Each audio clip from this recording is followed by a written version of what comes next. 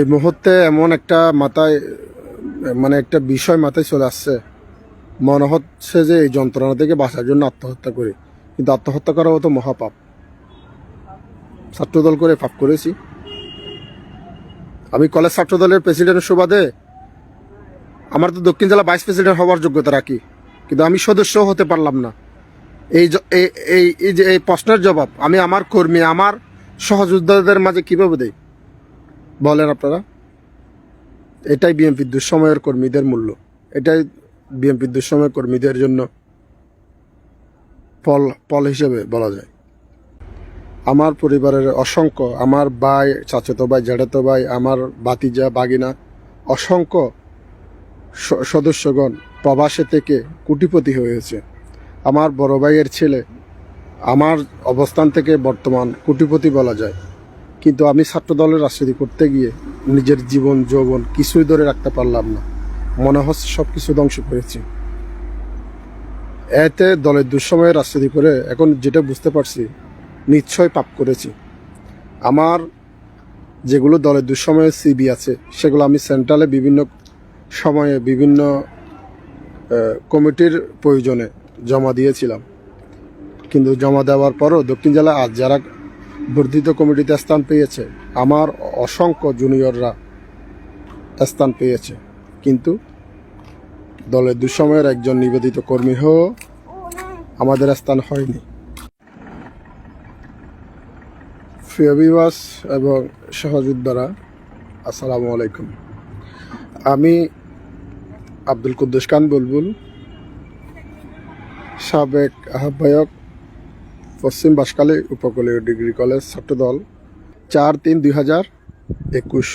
আমি 2008 সালের দিকে ছাত্রদলের রাজনীতির প্রতি উদ্বুদ্ধ হই এবং 2009 সালে বাঁশখালী উপজেলা নির্বাচনে আমার বাহারছড়া ইউনিয়নের সাবেক চেয়ারম্যান, বাঁশখালী বিএনপির সাবেক আহ্বায়ক মাস্টার লোকমান আহমেদের ভাইস চেয়ারম্যান নির্বাচন হতে সরাসরি দলের জন্য জড়িত হয়ে পড়ি এবং দলের জন্য কাজ করে তিনার নির্বাচনে যথেষ্ট কাজ করেছিলাম। এবং 2011 সালে তিনার ইউপি নির্বাচনে কাজ করেছি। 2011 পরবর্তী গুণগরী হতে জলদি মিয়ার বাজার দলের দুঃসময়ে হরতাল অবরোধের অনেক প্রোগ্রামে যুক্ত ছিলাম, যদিও বা তখনকার আমার স্মার্টফোন ছিল না।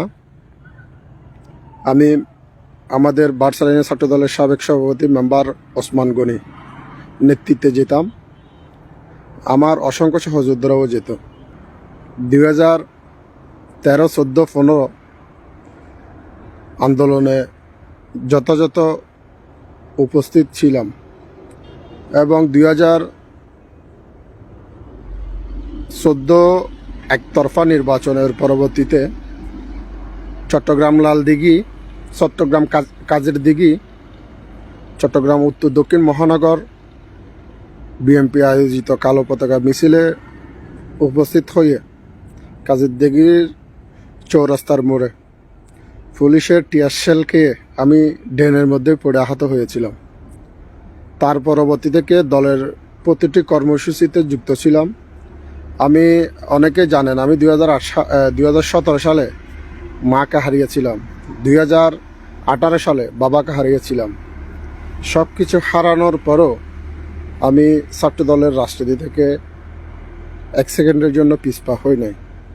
অনেকে আমাকে ফোন দিয়ে জানতে চাচ্ছে, তুমি কলেজ ছাত্রদলের সাবেক আহ্বায়ক, দায়িত্ব পাওয়ার পর যথেষ্ট দলের জন্য কাজ করেছো, কোনো নেতা থেকে কখনো হেল্প নিয়ে কাজ করো না, নিজের পকেটে টাকা দিয়ে করেছো, কিন্তু তোমার স্থান তো ন্যূনতম সদস্য হওয়ার কথা, কিন্তু তাও হলো না কেন? আসলে আমাদের দলটাই এমন, বিএনপির অঙ্গ সংগঠন সহ সব দলের রাজনীতি এমন। দুঃসময়ে যারা দলের জন্য কাজ করে, শ্রম দেয়, ত্যাগ দেয়, তাদের কোথাও মূল্য হয় না। তাই আমি আমার দুঃসময়ের যে বা যারা সহযোদ্ধা ছিলেন, পরিচিত অপরিচিত, সকলকে বলবো, এখনো সময় আছে, নিজের জীবনকে গড়ুন। এই রাজনীতিতে কিছু নাই। দুঃসময়ের রাজনীতিতে একটা তৃপ্তি থাকে, সুসময়ের রাজনীতিতে কিছু নাই। আপনি চামারি করতে পারবেন, চাঁদাবাজি করতে পারবেন, টেন্ডারবাজি করতে পারবেন, তাহলে আপনি রাজনীতিতে সফল। আর যদি আপনি ন্যায়ের পথে থেকে মানুষের বিপদে আপদে সাড়া দিয়ে মানুষের জন্য, দেশের জন্য কিছু করতে চান, কিছু করতে পারবেন না। আপনি করতে পারেন, কিন্তু দল আপনাকে গুরুত্ব দিবে না, আর আপনি রাজনীতিতে টিকিয়েও থাকতে পারবেন না। এটাই হচ্ছে বর্তমান রাজনীতির সিস্টেম।